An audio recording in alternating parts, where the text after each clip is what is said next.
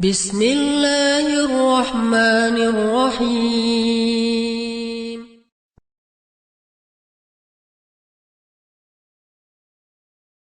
Kita seseorang misalnya, teman-teman kan belum ada pasangan misalnya. Kalau yang udah berpasangan nih, lagi ada masalah nih sama istrinya, sama suaminya. Kalau kita lagi ada masalah dengan pasangan, yang saya rasain, jangan pernah menyelesaikan masalah dengan mencari dalil hadis untuk pasangan kita. Itu keliru. Tapi carilah dalil Al-Quran, hadis untuk menasihati diri kita, bukan menasihati pasangan kita. Misalnya saya lagi ada masalah sama istri, saya nggak akan googling menjadi istri yang solehah, enggak. Saya nggak akan googling menjadi istri seperti Khadijah, nggak boleh.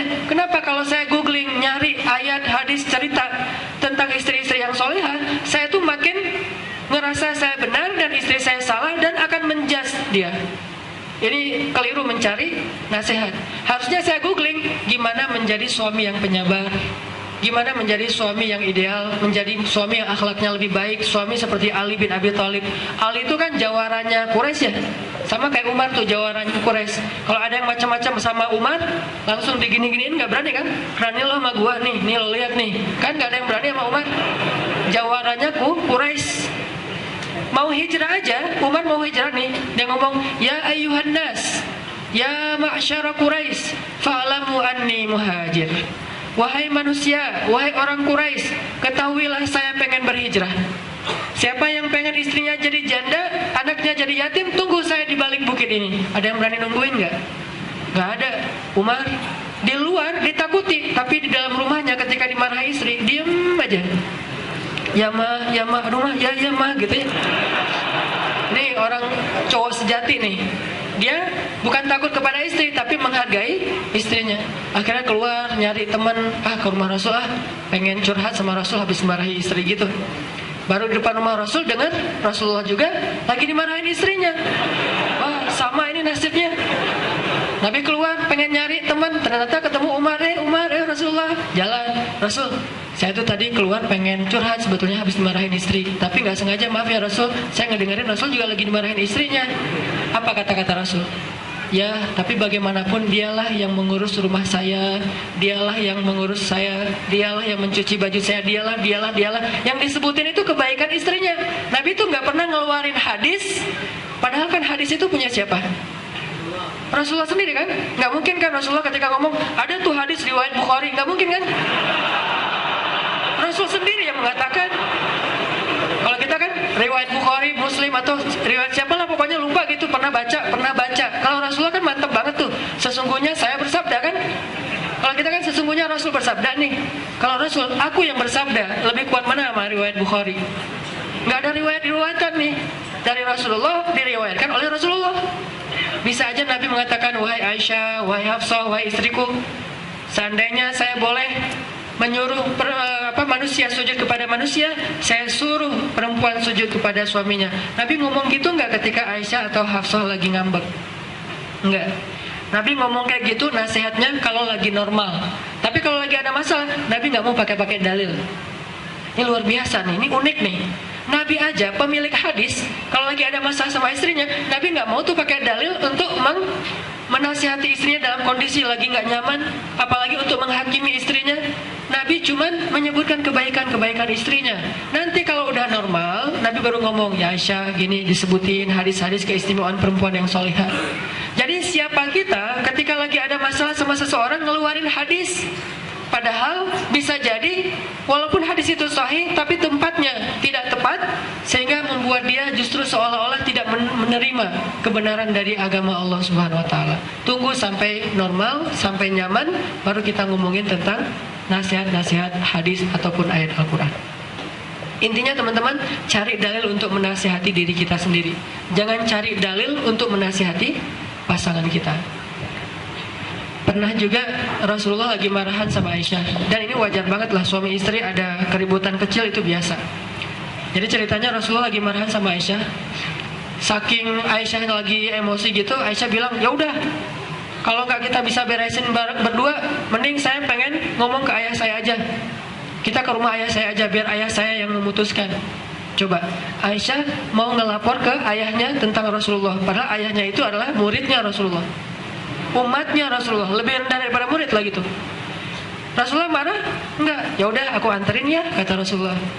Ya udah, yuk bareng aja berdua. Dah, naik aja kendaraan. Kalau bahasa kita mah memotoran gitu, naik motor bonceng ke rumah ke rumah mertua.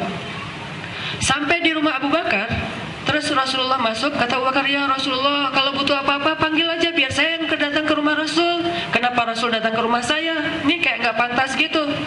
Gak apa-apa ya Abu Bakar, Aisyah pengen ngomong sama ayahnya, kangen kali. Udah datang masuk.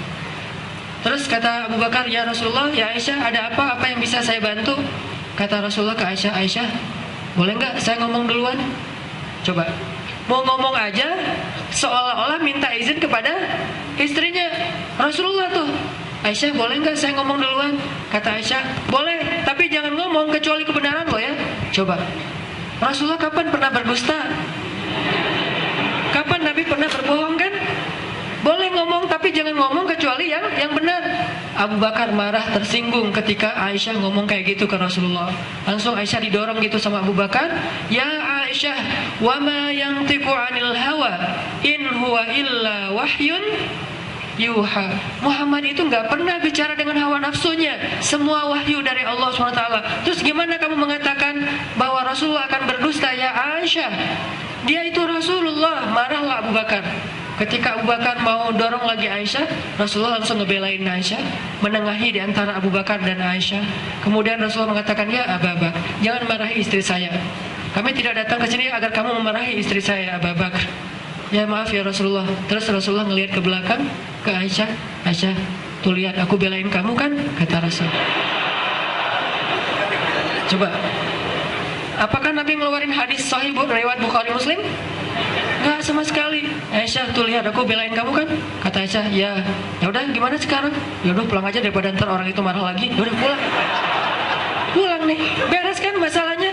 Ternyata Rasulullah menyelesaikan masalahnya dengan keluarga.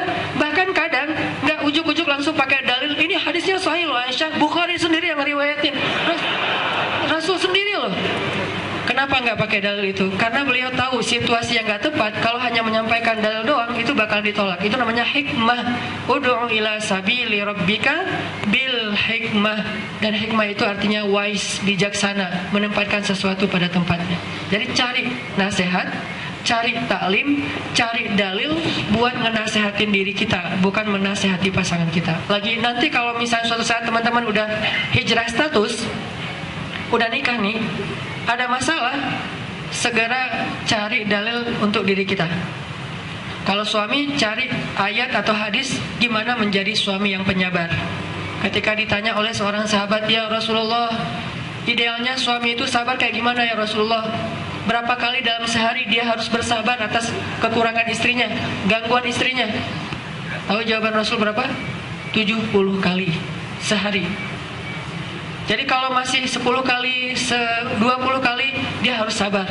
69 kali masih sabar. Istrinya tahu, ngitung tuh, udah 69, udah deh cukup lah gitu hari ini. Besok mulai lagi dari nol lagi tuh. Pernahkah pasangan seseorang, teman-teman belum misalnya, ada nggak istri yang nyakitin suaminya sehari sampai 70 kali? Nggak ada, berarti belum ada alasan buat suaminya untuk nggak sabar, untuk marah-marah. Nah, ini nasihat dari Rasul untuk suami, kita cari itu. Saya kalau ceramah di depan bapak-bapak khutbah Jumat, sesekali misalnya saya pasti bahasnya tentang suami yang soleh.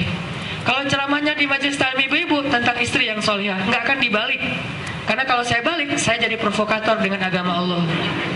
Giliran ceramah depan ibu-ibu, ibu-ibu tahu nggak gimana Ali itu kepada istrinya, gimana Umar kepada istrinya, itu bakalan bikin ibu-ibu gergetan. Aduh, suami saya kok nggak gitu-begitu banget ya. Ceramah khutbah Jumat, Khadijah, Asia, Fatimah dan seterusnya, itu bikin bapak-bapak pulang-pulang langsung nuntut, mama harus ikut khutbah Jumat oleh minggu depan. Kenapa? Itu keren banget ceramahnya. Kalau perlu undang Ustaz itu ke rumah, tapi request dulu gitu, Ustaz nanti tolong bahas tentang istri yang solehah. Oh iya, ternyata Ustaz itu juga kenal sama istrinya. Ustaz nanti bahas tentang suami yang soleh. Sama-sama request tentang pasangannya, bukan untuk dirinya. Itu nggak bisa hijrah. Jadi kalau kita hijrah hanya mencari nasihat untuk teman kita yang berhasil hijrah, kita mah enggak. Jadi kalau pengen hijrah, ikut talim, dengar nasihat, dan cari untuk diri kita dulu sebelum untuk orang lain. Kayak di pesawat kan, kalau misalnya kehabisan udara, oksigen, terus keluar kantong oksigen gitu kan. Kalau kita bawa anak kita, yang pakai duluan siapa? Orang tuanya pakai masker oksigen, baru setelah dia diberikan kepada anaknya. Begitu juga nasihat, cari dulu untuk diri kita. Gak usah buru-buru menjudge orang lain. Bukan kapasitas kita untuk menghakimi orang lain. Biar para ulama yang melakukan hal itu. Karena ulama, kalaupun menghakimi orang lain, mereka tahu batasan-batasannya. Kalau kita, cari buat diri sendiri aja. Bahkan dengan pasangan pun cari untuk diri sendiri. Untuk keluarga pun cari untuk diri sendiri dulu. Biasanya kalau kita udah memperbaiki diri kita, Allah akan memperbaiki pasangan kita. Kalau kita memperbaiki diri kita, Allah akan memperbaiki keluarga kita. Saya pernah ngalamin itu ketika masih kecil. Ini terakhir mungkin sharing sedikit. Dulu ketika saya awal-awal hijrah itu kelas 2 SMA. Kelas 2 SMA, awalnya saya sholat malas, segala macam malas.